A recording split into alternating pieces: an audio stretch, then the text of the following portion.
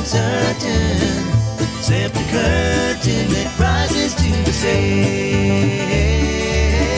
Silly games of second guessing. I just forget the lessons that I couldn't learn. Because one street over there's a life I could have known. Would have kept me from the one I had today.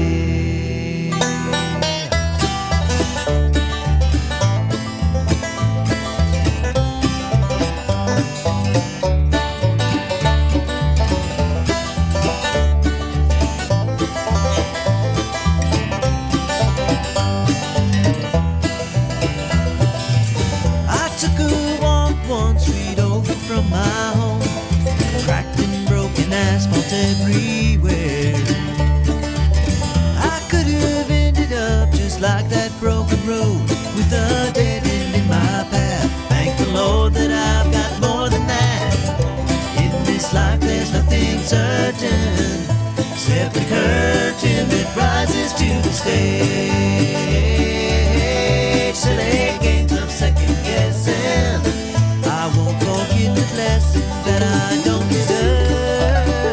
Because one street over there's a life I could have known. Would have kept me from the one I love today. One street over there's a life I could have known. But things aren't always as they seem.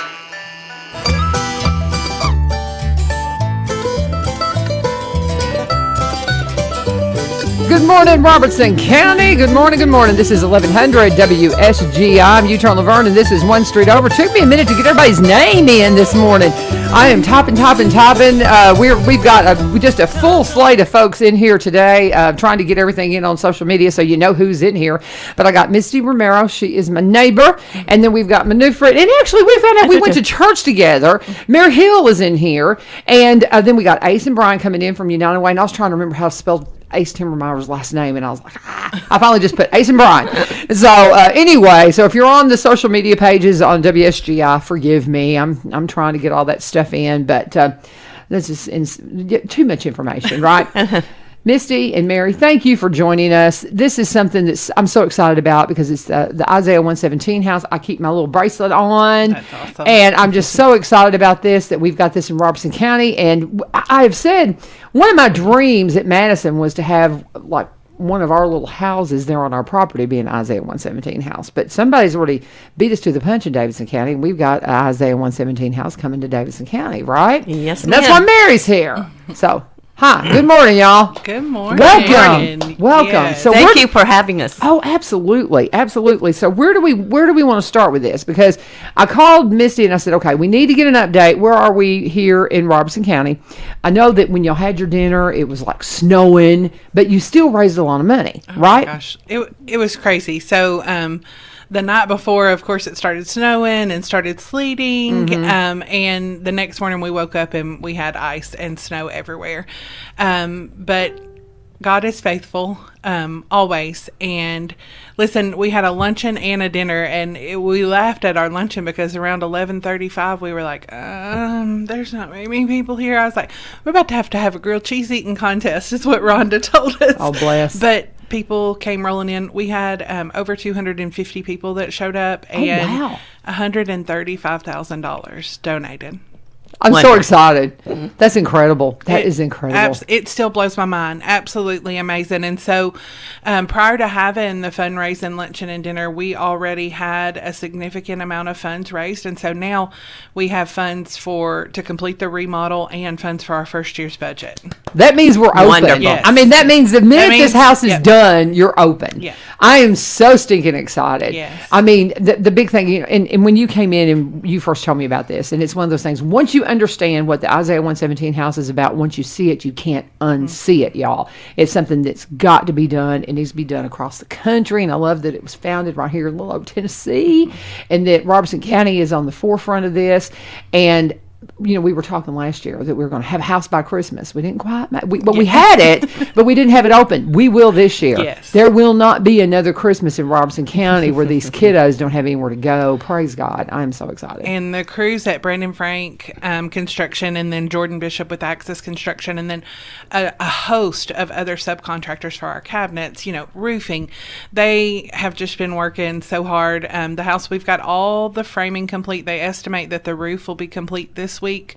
Rough ends will start for our electrical, plumbing, and all of that stuff next week, and then hope to have drywall within the next 2 weeks. Oh, so exciting. So it's amazing. What is the projection on opening? When do you think? Well, do you they have have not given me a date. We just know 2022 is what well, we're saying. Of course. But once soon, the house is complete, we will want to take about 8 weeks just to get our volunteers in, get them trained, and just to prepare the house for the children and caseworkers that'll be coming in, and make sure that we have everything that we need in place for them. I think that at this point we need to possibly unpack for everybody what is an Isaiah 117 house, because while I'm excited about it and I know all about it and I'm all in with it, and I know a whole lot of people that are, they're like, what is she talking about? So why don't you explain to us what it is, and then we'll introduce Mary a little bit better and let her talk about what's happening up in our neighboring county, which is near to me because I'm there all the time. That's so right. Go for it, they Misty. have an overwhelming need because they have a lot more children in custody than we do, and a lot more children that are coming in. But Isaiah 117 House exists to reduce childhood trauma on Removal Day. And what Removal Day is when children can no longer safely be in their homes, and so they're removed out of concern for their well-being, and they are currently taken to the DCS office to await foster care placement. And so that office space is a sterile, state-issued office with government-issued furniture. There's nothing warming or welcoming about it. And these children... I'm going to pause you for a second. We're going to switch, and we're going to use both mics. I mean, we're going to use, everybody's going to use this microphone. We found out we've got something going on with one of the microphones. So let's go ahead and switch over to that microphone. We'll just have to pass it back and forth. Okay. Go for it. So they're waiting in the DCS office, and sometimes this wait may be hours, a couple of hours, maybe 8 hours, and sometimes days until they're able to find placement. And during that time, they're waiting in an office space. So they're sleeping, eating, hanging out in cubicles, waiting for a foster family. And also the DCS caseworker is trying to love on and care for these children while also completing amount of state's paperwork that was due yesterday. Yeah. So Isaiah 117 House exists to change the way that foster care begins. And instead of waiting in a cubicle and in an office space, they will come to a home with big comfy furniture and loving volunteers that'll greet them at the door. We'll provide every child that comes in new clothing, pajamas, toiletries, anything and everything that their hearts desire. We'll also have a dedicated office space for the caseworker so that they can go in, still have eyes and ears on the child at all times, but it allows them to complete the necessary paperwork, phone calls to try to find placement for the child, while our volunteers will be loving on and caring for the children. And then we'll also provide foster families with anything that they need. So if they have a large sibling group and maybe they need car seats, a crib, diapers, bottles, formula, anything that we can provide to them to make that a little easier whenever they're accepting those large sibling groups, or even a single child, because most of the time these children come with little to nothing. If they're allowed to bring anything from their home, it's usually in a black trash bag or a Walmart sack with what few belongings that they have. It's incredible. And it's one of those things, I did not realize that this was when a child, when you hear about DCS and you hear about these situations where children have to be removed from a situation, and as much as it might be a bad situation, it's still their family. Absolutely. And that's all they know. That's all they know. So I can't imagine the fear that they have. And then they go into some scary office. Try to remember when you were a child and walking in. I mean, you go into buildings that are familiar with you now, but do you remember walking into those buildings when you were a child and how intimidating they looked, and how intimidating, big offices or courthouses or anything like that, how intimidating that looked when you were a child, and of course how different they look now as an adult. But put yourself in the perspective of a kid seeing that, and how scary that would be, and then being able to come into a home. It's just such a beautiful, wonderful idea. And I'll point you to, if you want to see a little bit more about it, Mike Rowe did a feature. And what would you Google to find that? So that way it'll tell you all about it. So on Facebook, if you'll search Returning the Favor, that's the name of the series that Mike Rowe has. And then you can just look down through the videos. It was around 2 years ago that it was posted, but it will say Isaiah 117 House Rhonda Paulson. But Returning the Favor is the episode. And then, of course, our website, www.isaiah117house.com.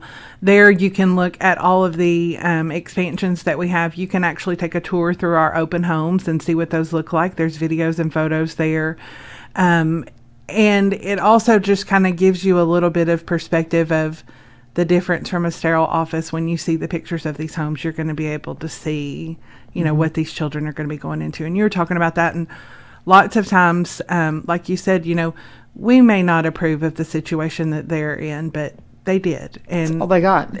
And that's still their mama. And they'll always want their mama. And so, you know, just trying to make things a little less sterile for them and make it a more warming and loving environment. Because most of the time they feel like they've done something wrong. And we want to assure them that they've done nothing wrong, that this is of no fault of their own, that they're in this situation. Well, and a lot of the times too, they've been told that if you'll just do this and not, because people will see things with the kids and they're like, something's not right here, and they're like, well, if I'd have just hidden that better, if I'd have just not said that, I said something wrong. I did, you know, and the parents will blame them. I see, because we deal with it with benevolence at our church, in the work that I do.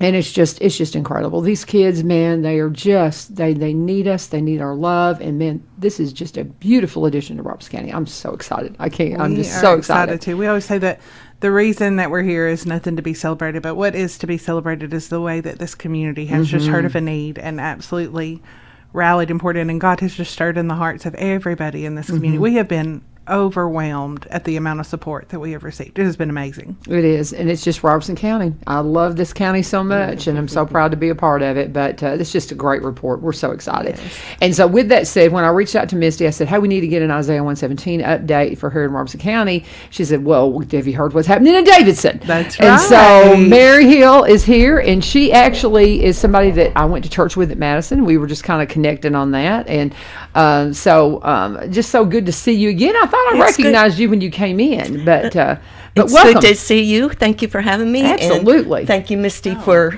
sharing this time with me and helping us get Davidson off the ground. How exciting. And, we will have our kickoff this Sunday, and the gloves come off, and we're ready to go. And I feel like we've been working on it for a year, and we're finally there. So what's the situation with Matt? I mean, what in Nashville? Where is it going to be located? So is this the only one? Is there more than one? So give us the update. This is where it will start. Okay. We have our kickoff on Sunday, and it is just to give you information. Gotcha. But we are hoping, as of right now, it will be over on Trinity Lane. Okay. That is not for sure, but we're hoping that that's where it's going to be. And we are looking for land, hoping that somebody will come forward and maybe help us out with that.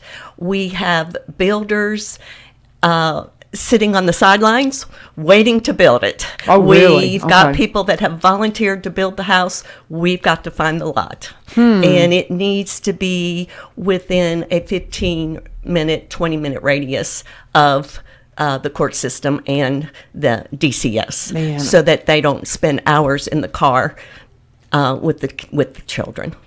I want this so bad at our church. I do. I'm just okay. Because I've even asked. We've got old houses there, but I mean, I'm just sitting here thinking. You mentioned lots. I'm like, would they let us build another house in the backyard?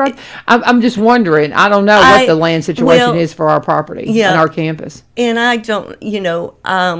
This is sort of new for me. It's a bigger city, so I'm not real sure what this is going to look like. Last year, we are in very close contact with DCS, but as of last year, I think it was like 700 kids went through DCS. Man. And so I foresee, I can foresee that we do need another one in Davidson County. Well, but this is a start. You're talking about wanting to put it down in the Trinity Lane area. We're in Madison, so that's not that far away. Right. So I mean, if we could free up some land, that wouldn't be too far of a stretch for the first one. But we've had lots of churches that have donated property. Some of our homes are built on the neighboring church property. It is truly a ministry, and it is makes my wheels turn a little bit here. Yeah. Well, because we've got a weekend retreat, a family retreat with our church this weekend, and this is something, knowing you, I said, man, when you first mentioned it to me, I mentioned it in staff meetings, and I've mentioned it several times, and just to any ear that will listen, I told them what Isaiah 117 house is, and I've always thought about the houses that we have that are existing, but we have property. I don't know. I've got one of my friends on here, Paul Rainey's on here. He's one of my brothers up at the Madison Church. He's probably going, yeah. I don't know. He's probably going, no, Laverne, it won't work. We don't have the land. But anyway, I don't know. I don't have any idea. But I'm thinking about some area that's, I don't know what the codes are and how much land you got to have and how close to a place and what you'd have to do to go ahead. Well, we have house plans. That's all set up, and we have different house plans for different size lots. So, that's sort of a given. Yeah. Not a problem. Yeah. We'll figure it out. Come on, Madison. Let's come up with some land. This is one of the reasons why I just think it'd be a good fit for our church, and it may be for some other churches too. When I joined the Madison Church of Christ, they were a congregation that had children's homes and had retirement. They had so many things going on, and over the years, the way things are regulated and stuff, we had to step away from those things, and this is a perfect fit to revive that little piece of fire that has been kind of just sitting there waiting, because it's something we've always done, and there's a desire to do it again, but how? And to love on kids, and there's a group in my congregation that have got just such a heart for foster care, and we've got foster care parents and things like that. So, it's a good fit. I'm just. Is there any land? But anyway, I'm going to take it to our elders and say, is there any land that we could put this on? I don't know, but Misty was talking about what we provide for the kids, but I wish that everyone could just see how much these kids appreciate it, isn't it, Misty? And the things they will say and do. Mm-hmm. And it's just a moment that we can give them in their life. Right. But it's something that they soak up like a sponge. And it's such a blessing to me. Every day I live it. Uh-huh. Are you a volunteer in one of the houses? Because it sounds like you've been exposed to some of the kiddos with it. I've been up to East Tennessee, and we've been up there, yes. And see the kiddos. But I mean, there's not that many houses you can volunteer in yet in this area. Exactly. We're just getting this going, right? Yes. So the closest to us is Rutherford, and they're under construction too. But there's nothing in the northern portion. We will be the first home in the northern portion, but Davidson will soon follow. So right now we have 6 open homes in East Tennessee. Mm-hmm. We have 1 open home in Indiana, but we are expanding. Most recently, we've had kickoffs in Florida, Georgia, Texas. So 6 states currently that we're across: Virginia, Indiana, and we have about. So they say right now we have 7 open homes, 12 homes that are under construction, 12 homes that are in expansion, which is what Davidson will be. Okay. And then we have 29 other counties that have submitted videos that, we're responding to and waiting to see what those next steps will be. So it is really, as people hear more and more about Removal Day and what that looks like for a child, I'm just so thankful that people are stepping up and saying, yes, we've got to do something about this and make a difference. And something that you said that just keeps echoing in my mind: once you see it, you can't unsee it. Mm-hmm. Once you see it, you can't unsee it. And there's so many things like that. You hear and you kind of wonder, but man, once it's out there with social media and the way we have that we can present things, there's no not seeing it anymore. If you're not seeing it, you're just not looking, because it's out there and it's readily available to see. Let's go ahead and pause and take a break. And I'll be back with my guest, Misty Romero. Romero, and my neighbor. We're so proud of our Lawrence Lane neighbor and the work that y'all are doing. And Mary Hill is here from the Davidson County Isaiah 117 house. I'm so excited about what's happening here in Robertson and now in Davidson. So be a part of it, and we'll tell you how to do that here in just a minute. But we're going to pause and talk about Barry and Rebecca Riches with the Exit Realty Garden Gate team. Looking for real estate issues, I'm talking about trying to find land and things to do really good things. Well, maybe you've got some land and you're saying, I'm going to get it. I want to sell it. It's been in the family a long time. Now's a great time because people are getting above the appraised value. Man, I was talking to Mayor Vogel yesterday. And we were talking about he had a friend that had a piece of property that somebody was asking, hey, what would you take for? And he goes, well, I think it's worth about $20,000 an acre. And the guy said, I'll give you $40,000 an acre.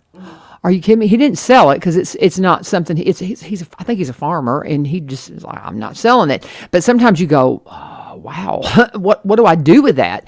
And in those kind of circumstances, when things are going above the appraised value, you need to have somebody that really understands real estate, because if they don't, you can get into some really murky water really fast if you don't understand all the legalese involved with buying and selling real estate. And if you're selling property and you want to get top dollar like that, like above appraised value, you got to make sure people know about it, and that's where a marketer comes into it. And Barry's a marketer. He was a marketer for many years up in Nashville, vice president of a marketing company, went full-time with real estate a little while back, and now that's what he's dedicated to with the Exit Realty Garden Gate team. Rebecca's one of the first in the area to be a senior real estate specialist. She studies, she stays on top of stuff to make sure everything you need is covered. They're Cross Plains, been there for over 20 years. One of us. They specialize in Robertson County, but they also buy and sell in the surrounding counties across the state line up in Kentucky, and you can connect with them at sellwithbecky.com or by BUYRobertsonCounty.com, sellwithbecky.com or by BUYRobertsonCounty.com.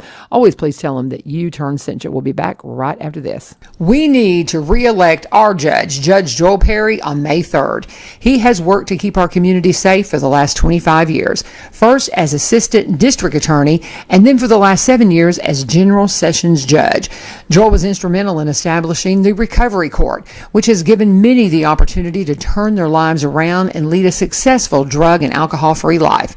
Joel is also fiscally responsible. So far, he has returned over $500,000 to the county from the court's budget. He adopted a docketing system that reduces the amount of time officers spend in court, saving thousands of dollars in department overtime. Joel understands that the court's job is to keep our community safe and to hold those who are found guilty accountable for their actions. At the same time, he recognizes that the court can help redirect an individual's path in life, thus strengthening families and making Robertson County a better place to live, to work, and to raise a family. Join me in re-electing our judge, Judge Joel Perry, May 3rd. Early voting, April 13th through April 28th. For more information, visit joelforjudge.com. Paid for by Joel for Judge, Irvin Brown, Treasurer. And that is a paid-for political announcement. Talking to the ILU Maldonado, and we're going to get out of the political ad business. We're a Christian radio station, and we're going to honor the things we're already committed to, but we're not going to be doing political advertising and things like that, simply because, man, you get started into it, and the equal time issue, and that's all you're going to do in a political season. So just to say that, we are already in the middle of that one, but that's the only one we're doing, and then we're not going to do it no more. We decided.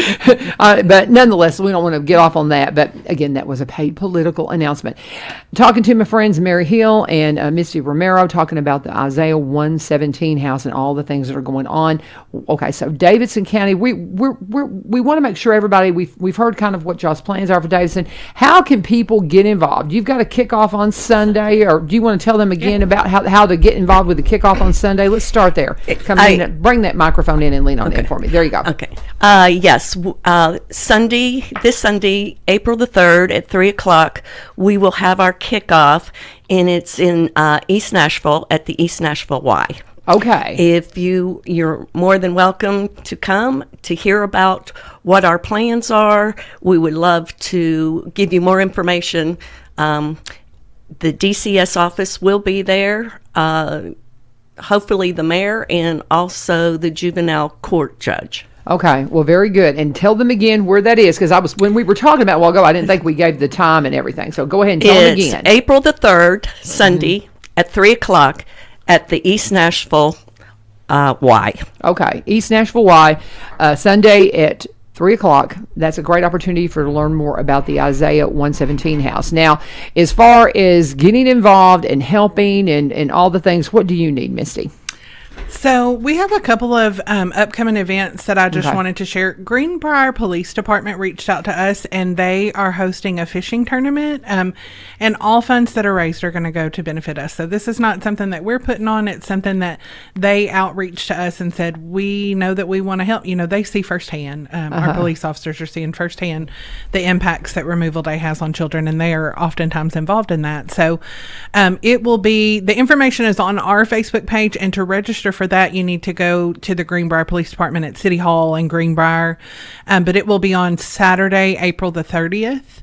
And then also coming up, I'll probably talk to you again about this, but in July we'll be having, you remember last year we had our lemonade stands. Yes. And so we'll be getting ready and getting ramped up to do that again. And then soon we are going to begin outreach into the community partners. We'll have a golf tournament in September at Legacy, and that's going to be Friday, September 23rd. And so we'll be looking for businesses to come and join us in golf, and then also be looking for sponsorships for that tournament as well. Right now, our largest need, we're serving children as they're in the office right now. I shared a story on our social media last night about recently we served a sibling group of 2. It was a 3-year-old little girl and a 6-month-old baby girl. And they didn't know anything. They didn't understand what was going on except for the fact that they had to leave their mama. And so they had nothing, no belongings. And thanks to the generosity of our community, we were able to give them clothing, toiletries, formula, bottles, anything and everything that they needed to make that transition into foster care easier and to help their foster family so that they didn't have to run out in the middle of the night to go grab things. And then we were also able to serve them with dinner and provide their caseworker dinner because we had gift cards donated. So our biggest need right now is volunteers. We need people that are going to partner with us and help us to raise awareness, but also be getting ready for once this house is open. We hope to have at least a volunteer roster of at least 40 people. And you can tell us your own schedule. You tell us the days and times that work for you, and we'll schedule you in that aspect. And the best way to sign up for that, you can always reach out to us via our Facebook page. You can message us there. But the best way is really to go to our website at www.isaiah117house.com. And then you'll go to our homes and scroll down to Robertson, and there's a button there that says volunteer. And you'll then click that button, input your information into the system, and it automatically sends me an email, and then I will reach out to you and set some time up for us just to talk and go over things. Okay. And basically what will happen is if you're a volunteer that actually comes in and helps at the house, you're kind of on call, right? Because you don't really know when the folks are going to be there, or are you going to try to have it staffed all the time? So we'll have a set schedule is what we'll try to do. So basically, Laverne, you would tell me I'm available on Tuesday and Thursday. And so I would put you on the schedule for Tuesday and Thursday. But unless children come into the house, we wouldn't need you. So you would just know I'm going to be on the schedule for Tuesday and Thursday, but I'm not going to have to go and do anything, necessarily if there aren't children in the house. But there may be opportunity for you to come help organize the storage room, or for you to let's go grocery shop and get, items that we need for children. So there are many opportunities, even for people who aren't interested necessarily. There are just lots of people who aren't interested in interacting with the children on a personal level. But we have many more opportunities for volunteering aside from that if you're not interested for it. Okay. And again, this is something that has to be funded every year. We're blessed because the criteria for an Isaiah 117 house is that you have the money raised to get the house ready and for your first year's operation before you can kick off officially. And so that's why it was so huge when she told me that they had the first year's funding. I'm like, well, we're open then. As soon as the house is ready, we're ready to go, because that's the criteria. And that is a good guideline, because that keeps you properly funded. You're not going to have any strain going in and opening up. And I think it's just a good plan, but I'm just so glad to know that we've met that. Yes, me too. We're going to have to fund the next year and the next and the next and the next. Yes. And there's going to be groceries and things for the kiddos and all these things. So please make this something.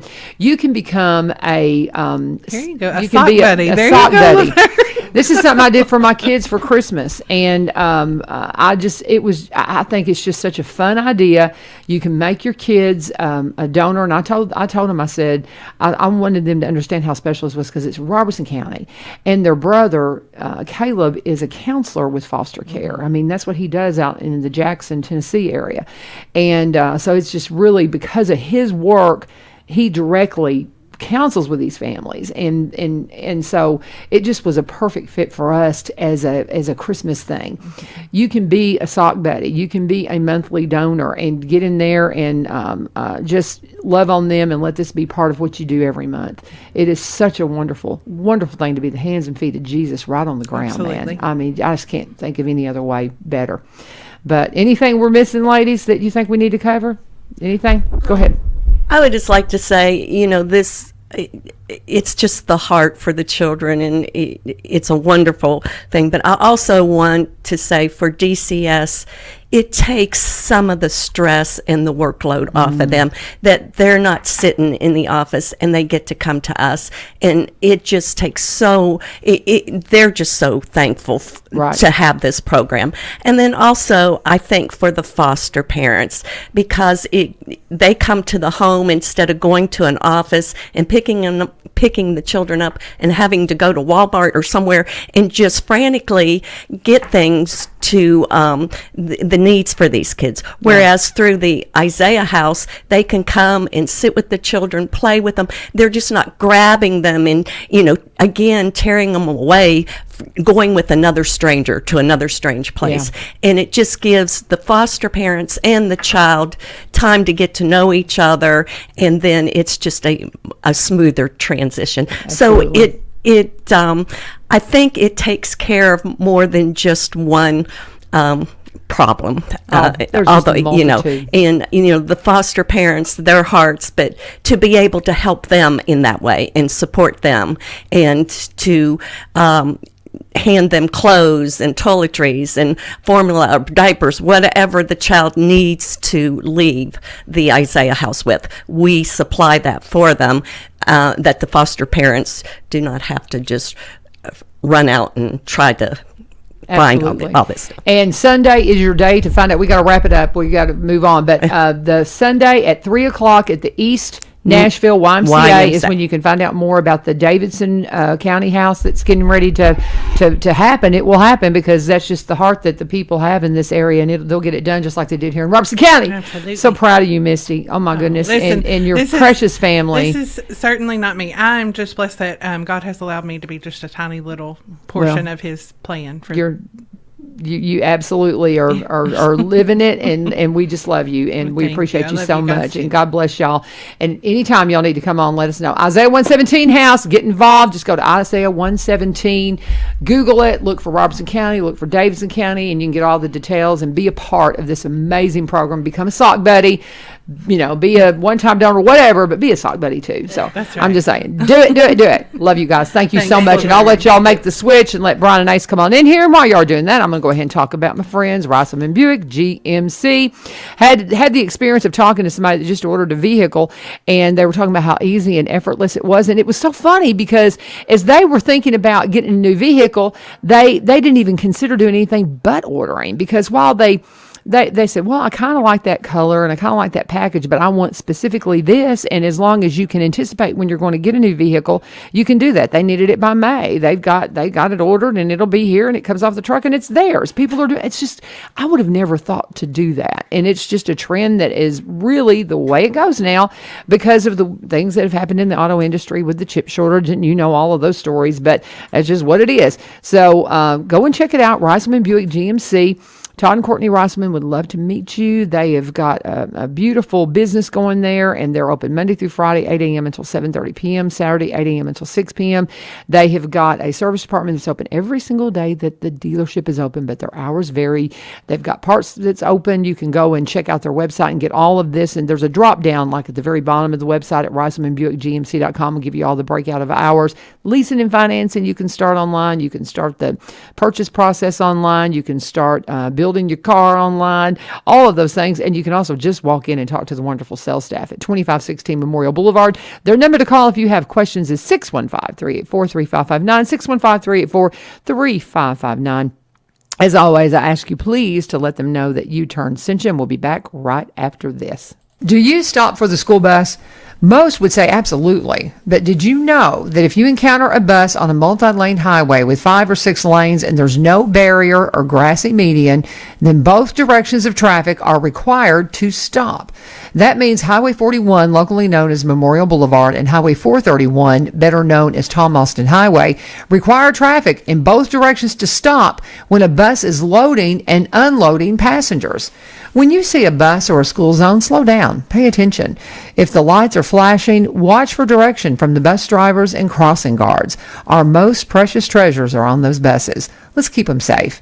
This has been a public service message from the Transportation Department of Robertson County Schools. All right, and we're going to get right into the show with my friends, Ace Timmermeir and Brian Pulley. I feel like I haven't seen you guys in forever. I mean, go ahead and get on the microphone. We're going to share a mic.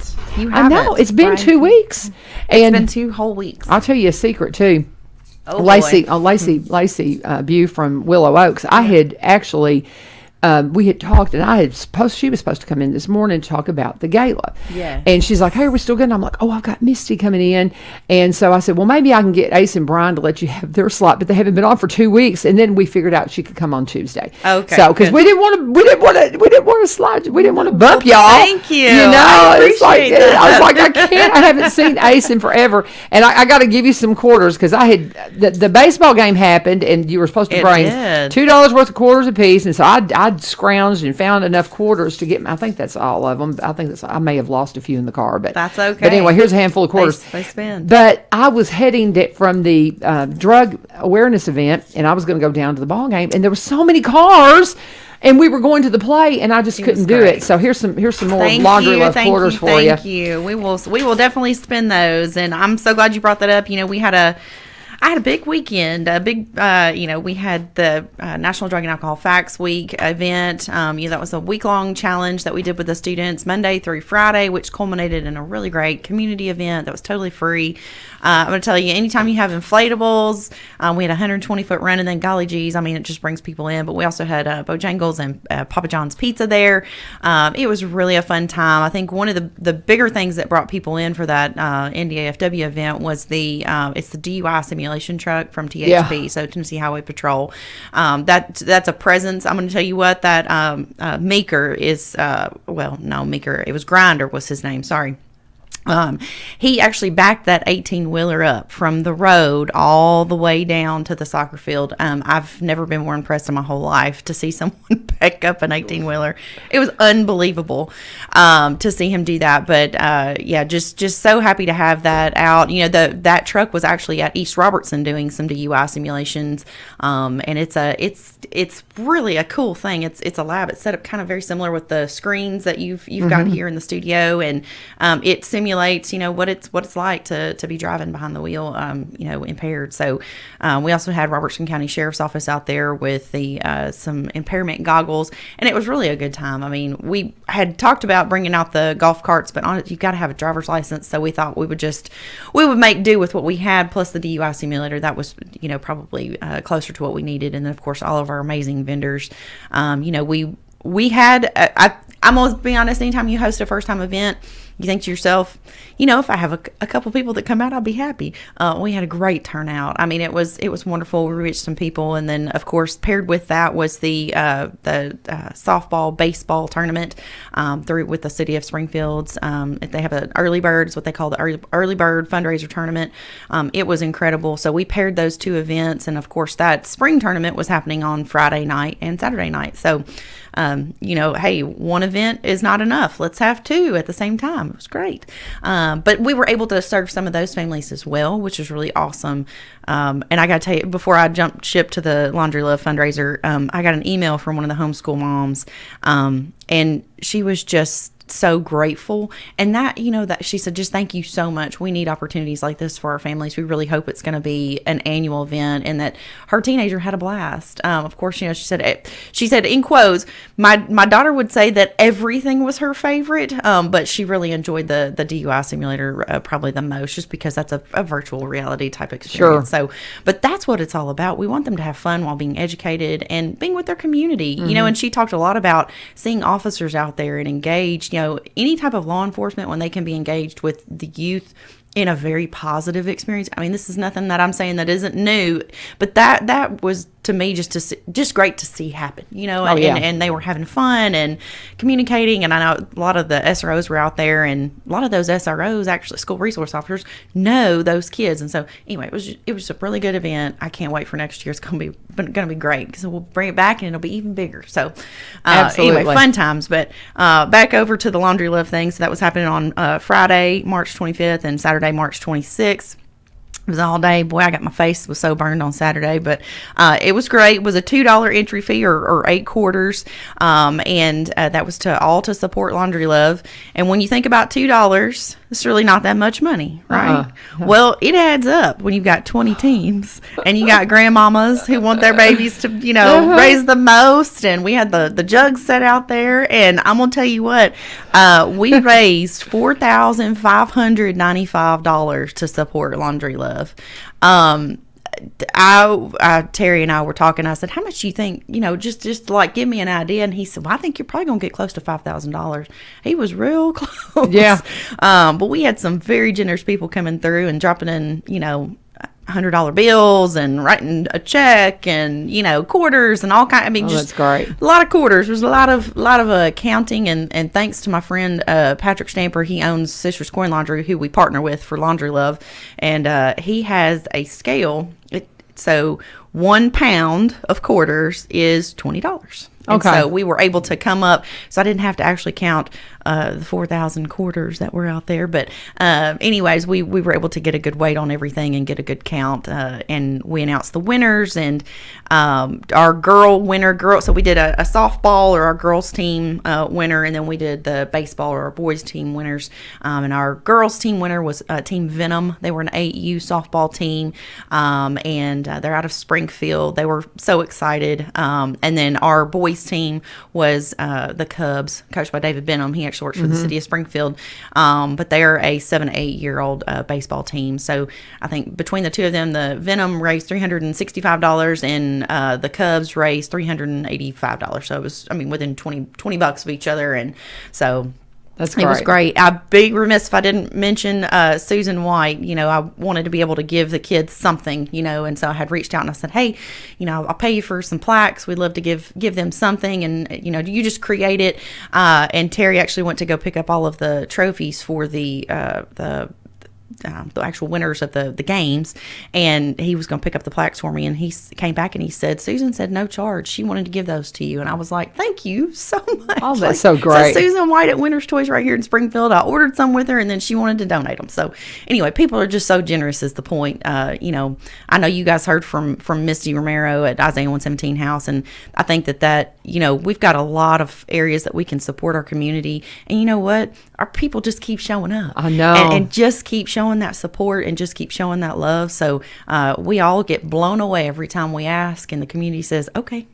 Yeah. Yes, I'm happy to. So it's just always a pleasure. But anyway, That's had a great. good time. Awesome. It was great Friday. And I hated I didn't get to go down and see the kiddos playing baseball. But the play is happening with Robertson County players, and I would be remiss if I didn't say, oh, it's fabulous. I absolutely loved it. I'd never had any experience with that play. I've never seen it. I'd heard all about it. And I was not just, I loved it. I thought the actors were fabulous. They just did a great job. And you can see it tonight. You can see it tomorrow night. And you can see it Saturday night. So go Go What is and it? see. What is the name of the play? It is Laverne? called 12 Angry Jurors. 12 Angry Jurors. If you've always, and it's a drama, so it's not a musical. And I'm a bigger fan of dramas than I am musicals. I love musicals, but I have a hard time hearing the dialogue. I love music. I'm going to have to start. Stan Stanley's going to be coming in to talk about Secret Garden. Those auditions are coming up the mid April, so we're going to have him in to talk about the auditions. Him and his dad are going to be working together on that, and I am determined. I'm sitting down front so I can get the dialogue because I'm a little hard of hearing, and so I've got to start. I think I'll enjoy musicals more if I sit down front so I don't miss what's going on, because the songs tell the story. That's why it's called a musical. Oh, yeah. Anyway, but I do love dramas, and it's a good one. It's a good one. 12 Angry Jurors. Go see it tonight, tomorrow night, or Saturday night. You will be happy you did. I have heard juror number 8 may be very, very much the star of the show. I haven't been able to go yet, but because I was kind of busy. Yeah. I've heard that juror number 8's pretty good. So I don't even know who juror number 8 is, but that's the story on the street. People are talking about it. That's the starring role. That's the Yeah, exactly. And so that's the really the one that is the antagonist at the beginning, and so but it is just it's just wonderful. It is just a wonderful play. You will love it. You will absolutely love it. Yeah, it's a lot of fun. So Brian just sitting over there all quiet. Go ahead, pull that microphone over. I was letting her do her thing on the mic. Yeah, I hear you. Yes. So we actually had them come in the Rotary and they did a little bit of it. Nice. And we have a lot of talent in this community. Yeah, we do. I've seen the movie, but I have not seen the play yet. But they were very impressive. There were a couple that scared me a little bit because they were pretty mean, pretty angry. How funny! Like, I'm going to tell you, it's like they literally were very angry. So one of them is our friend Donnie King is in it. I think he is juror number 3. I got to tell you something, and he scared me a little bit. I mean, and what blew me away about Donnie is it was so out of character for him, and I'm like, I didn't like you at all in that play. I mean, but that's a sign that he can act. And man, can he act? He's very unlikable in that oh role, my goodness, yes. There's a couple of jurors that you don't like at all. At all, but they're wonderful people, and you know that. But man, they're good actors. It is. I mean, there's like some almost. You think they're going to throw punches there for a minute sometimes. And I'm with you, Laverne. The musicals take me out of it. Like if they're talking, and then all of a sudden they break into song, it takes me out of whatever. Whereas a drama, like I'm in it with them. Yeah, I kind of get involved in the story. Yeah. I know I'm uncultured, whatever, but I can't. I struggle with the musicals. I do. So I have to share a little story. Growing up, my grandmother, she was sold on culturing us, but beyond belief. And so she has held since 1989, since when the Tennessee Performing Arts Center opened. She held row in seats 21 and 20 for my entire growing up. And so she always had the Broadway series, which were traditionally musicals, and that is how I spent 8 months out of the year was getting to stay up late on a Tuesday night because we always had opening night tickets. And so I grew up listening to musicals. So I think some of that is, I was trained from an early age to listen to the musicals, and, some of them I fall asleep to. And then others I'd be like, can I get the tape? Because this was back in the day when you had like cassette tapes. Yeah. I'd get a cassette tape of whatever the musical was. And, so that's kudos to my grandmother for, number one, letting me be her date for all of those years. Nice. But also, that really cultivated the love of a musical, because I can see if you're not used to that, it's just like he says, you break out in the middle of the song like, this is not real life. Like people don't do that. And I guess because and being a boy mama and growing up as a tomboy and kind of that wouldn't be cool I wanted to do all the boy things, and so that's traditionally something that the guys kind of are like, oh, that's not cool. So but I do love them, but I have to be where I can hear them, and that's the crucial thing, because I've got to recognize the fact I'm a little hard of hearing, and I told Stan I've got to sit down front, and so anyway, but I really enjoyed the Snoopy one they did. That was fun. I had never seen that play, so this is not we're promoting Robertson County players. It's community stuff, and it's happening tonight. I don't want you to miss this play, y'all. It's tonight, tomorrow night, and Saturday night. You need to get out there and go, and that's one of the reasons I really wanted to go Friday night so I could talk about it this week and say, oh, it's wonderful. I knew it would be. I didn't have any doubt, but I just wanted to really be able to say, go to the play tonight or tomorrow night or Saturday night. You'll be so glad you did. So, all right, who's the hero of the week? Okay, we've been out for a couple weeks, Right. And so, but we are rounding into the final stages of March Madness, which is one of the most beautiful times of year for basketball fans around the country. And we had a little bit right here in our own community. So East Robertson's high school basketball team, boys basketball team, won the 1A state championship, and so we haven't been in since they won. And so, just wanted to give them a little shout out for one, winning the state championship is amazing. They have a storied tradition at East Robertson, not beating Springfield, but winning state championships. I had to throw that in there. He did say that. Well, they play in 1A. We play a big boy ball. So anyway, no, I'm kidding. East Robertson folks. I'm kidding. I was a big fan. They won 3 straight in the 80s, like 87, 88, 89. I remember those teams. I was a big fan of them. We went to the games to see them. Denny, my stepfather, is an East Robertson alum. They're fantastic. But the bigger part is the way they represented our community. Yeah. In Murfreesboro, I saw so much good stuff on social media about their kids and the way they did it. So congratulations, Coach Caden. And they were led by another Groves, which I wish some of the Groves family would move to Springfield maybe, because they seem to win state championships. I think it was his uncle Carlos was the Mr. Basketball in the 3 straight, and now he's won another one at East. And so anyway, Heroes of the Week. Good job, boys. Way to bring it home. March Madness, Springfield. Come on, let's pick it up a little bit. That's and perfect. also the cheerleading team and the fans won the Spirit Award. So that says something about, not only did they win the game, but they also won the Spirit Award, and that shows, how East really rallies around. I have a soft spot in my heart for East because it's where my kid goes to school. I was going to get you But so it's good to hear they have a great community there. We talk a lot about community. This is kind of how it all ties back in.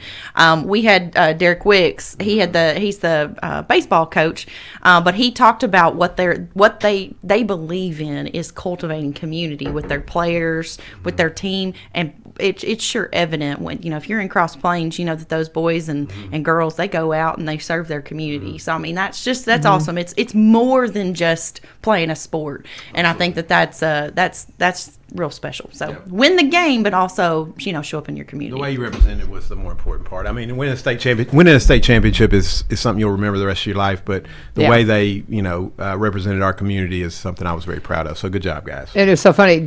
Jamie Nixon was in here on Monday with Trent Cobb, and he was like, he's on. I mean, he had the shirt on. I mean, he was all about it. It was really funny. So it's a big deal. It's hard. It is a very hard big to deal. do that, and you're playing the best in the state, and to be the champion. I mean, that says a lot, and that's something you'll take with you the rest of your life. Well, he said I think there was 3 athletes that were part of the state baseball championship that were also part of this, and so that's what an accomplishment. That's just amazing. I love that. We still have to do one ad. I better get this in here, and then we'll finish up with Ace and Brian. And I don't know if we've even covered anything. Y'all really did? You just want to update? Okay, because usually it's like here's what's coming up, but we'll kind of give Ace a few minutes to kind of unpack some things here in just a minute. But I want to talk about Corbin Creek Greenhouse Gifts and Gardening Center. I was in there just a couple of days ago. I went in and got my lavender. I got some new varieties of lavender I'm very excited about. Amy's always trying to get the best of the best, because I love the lavender I've already got from her, and I've got lots of it. But she says, I'm just not 100% happy with the foliage on it, so I wanted to try a couple of different varieties. And so I've got these new ones now. I'm like, okay, I see what she's talking about. It is different. So I'm excited to try it in my garden. But now is a great time to go out and talk to her before it gets just crazy busy this summer. Of course, I mean, it's pretty busy right now. And they have extended their hours. They're back open Monday through Sunday. You can go out there. I believe the hours the hours are kind of something that even if you can't get out there whenever they're specifically open, you can call her and she'll meet you. That's the thing. But they're there. Guidelines for that are Monday through Saturday, 9 to 5, Sunday from 1 to 5. So I give you those guidelines. Try to get there during those hours. If you absolutely can't, give her a call. Like Brian, he had to go in and get a Christmas present, go get that coffee, that CBD coffee for your... She met me. Yeah, she met you. Took care of me. Yeah. And then I bought some other stuff. So yeah, absolutely. Yeah. And I'm using my CBD. I'm actually trying it to see if it helps. I've got really bad ringing in my ears. And so my husband goes, why don't you put the drops in your ears and see if it helps? I'm not a doctor. I don't know. I've done it for only twice, so I'm like on my 3rd or 4th day, I forget, and I forgot to do it last night. So that doesn't work. That's one thing about CBD products. You got to be consistent, because if you don't, use them and make it part of your daily routine, it doesn't build up in your system. But it's really helped my arthritis. I can't say enough about it. Go and talk to them. Ask you questions. They're at 4920 Highway 161. You can call them at 615-384-3185. 615-384-3185. Always tell them U-Turn sent you. And I can't have you in the house and not mention that it's good for bug bites too, because he had his big mosquitoes are coming. Yeah. I'm just saying. I know we're all complaining about this weather, but right behind it is a bunch of nasty bugs. And it will help with that. Yes, it will, and it's just a game changer. I got stung so bad the other day, and that's what I went and got. I don't know what got me. I was cleaning something out, and I got lit up, and I was like CBD, and it got me through. But man, it hurt. And I'll say something else too. I have for people. I have skin allergies. Like I'm very sensitive to things. Like, I am too. Like a lot of like smell good stuff or what perfumes. There you go, and chemicals, and the natural part of that is a go-to for me. So if you have sensitive skin, like I would recommend it even more. Absolutely, me too, because I'm in the same boat. Yeah. I'm in the same boat. I have to use nothing that smells anything on my clothes, or if I do, it just unscented, drives free, me. all of that Yes, stuff. yes. Yeah. All right. Miss Ace Timmermeir, what's coming up that you need to talk about? What else is on your mind? Well, I will, since I have 5 minutes, just kind of divert over to First Friday Night Market. Yay. I know that's not really United Way stuff, but it is something that is coming up. We did Historical Society. Yeah. Well, it's actually Historic Springfield Events. No, Historic Springfield Events is a group of volunteers. We're in our 5th year, 4th year partnering with the city of Springfield. We did have to skip a year, so we have to think about a few things there. But regardless, it's a nonprofit organization. What we do is we bring in the funds from our sponsors and from our vendors, and then that is then in turn used for beautification projects around the historic Springfield Square. We put in Jail Alley, we've put in bike racks, we've purchased some of the Christmas lights. It's all in an effort to help keep the buzz around the historic downtown area. So we're excited for it to kick off in May this year. Last year we had to wait until June. COVID was still, hanging over our heads like a real dark cloud. But regardless, we were able to kick it off in June. In May this year instead of in June. So that's on May the 6th. That's on Friday, May the 6th. We will be having live music from the Fortunate Sons. Oh, yeah. Yeah, so that's Buzzy Poole, Dwayne Beller. They bring out a great crowd themselves. They always tend to kick us off. We've got new music mostly for the most part. So we're really excited about that. But that's where we go back to community. We'll let that be our theme for today. Is that's a huge community effort, right?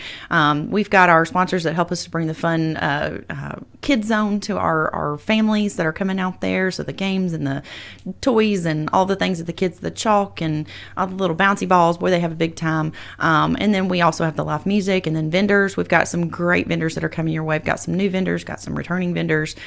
This year, we have opened up the vendor applications a little earlier and then closed them a little earlier. So be looking for that. The next vendor application for our June market, because we've already closed our May market, so May 6th. So on June 3rd market will open on April the 15th. And then it will close 3 weeks later. So just be looking if you've got a person out there who is looking to grow their business.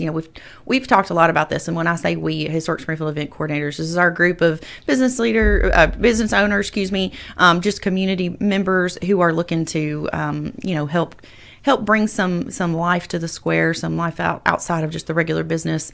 We talk about why we started this initiative. Why did we do this? We did this to help grow those grassroots businesses, those small people who want to kind of try things out. Maybe I've been sewing, pillows for out of antique quilts, and maybe I've been knitting or crocheting, or maybe I'm a baker and I want to see if I want to try to get my product off to the ground. Maybe I upcycle things. Maybe I'm a painter. Maybe I'm a woodworker. That's who we are looking for. We're looking for those people who pour their heart and soul into their product, and this is a good little space for them to come and sell what they've got and hopefully come back every month, because then you've got somebody who's wanting to come back out. So we are just excited to see some of those fun little opportunities. We've got great food trucks that are coming out as well. It's a fun time. If you've never been, I highly encourage you to do that. We have anywhere from 2,500 to 4,000 people that are coming out during that window of time. But it is happening May through October. So May through October officially on the square, the first Friday of every single month during that time. And then it's from 6 to 9. So the actual event starts at 6, concludes at 9. We have live music that we partner with the City of Springfield Parks and Recreation Department. That starts at 6:30. So we get the market going. You guys come bring your chairs, set up. You have a little time to shop before the music gets going. And then we conclude our market at 9 o'clock. So Awesome. Come out and shop. And then also know that, we partner with our downtown merchants as well. That's something that's really important. When we bring in these vendors, these are outside vendors that don't necessarily have a brick and mortar storefront, that aren't doing that huge investment that comes along with that. And so we want you guys to support our restaurants that are there. We want you to support the downtown merchants. We will never set up a vendor booth in front of someone's storefront. That's something that we pride ourselves in. And that's something that I spend a significant amount of time making sure that we've got the layout just right, because we want you guys to go in and support those businesses. That's what helps keep our square going, right? And I don't know if you've been uptown lately, but boy, there's a lot of activity, a lot of buzz. We've got new restaurants coming in. Edara's is going where 6 and Main was. That's going to be so fun. I believe they're going to be able to be open. That's the plan, of course. They'll be able to be open in early May. So I sincerely hope that they're able to get everything done in time. We've got some buzz happening over at Burdett's. I think there's more information coming soon, but we've got a whiskey and wine bar that's going to go in where Sugar Roots was. So we've got some really fun things that are coming to downtown. New spots to eat, new places to shop. So we are excited for this upcoming year because we want to showcase that beautiful square as much as we can. And it is beautiful. If you haven't been a part of it, you need to come down and be a part of it. Anything else? We're over time, but we can. Anything else? So May 6th we'll kick off our first Friday night market. And then May 7th, we're having our annual pancake breakfast, the Kiwanis Club of Springfield's $5 ticket. Come down. It will be on our square once more, so just come party with us. Mr. Perry's School of Rock will be there playing some music, so we're really excited. It's our 100th anniversary for Kiwanis Club of Springfield, so we are making our pancake day this year just huge. We are excited to have some fun things going on the square, so that was my last little bit. Oh, I love it. I didn't know Perry's going to bring all the kiddos out and play some music. I think it's 2 hours worth of music is what they've got planned, so it's going to be awesome. Awesome. I love it. Any parting thoughts, Brian? We good? I'm good. Have a great week. Awesome. Have a great week. Appreciate you guys for joining us here on One Street Over. Tomorrow, we'll be talking with Matt Driscoll about all things Celebrate Recovery and anything else going on in his world. Matt Driscoll will be here to kick us off for Faith Friday and April Fool's Day, so get ready for it. Don't let anybody trick you. Yeah. Is he really coming? That's great, guys. Thanks, guys, for joining us. This is 1100 WSGI. God bless. I'm Ron Jordan with your local news from WSGI. Thousands of people are without power after severe weather swept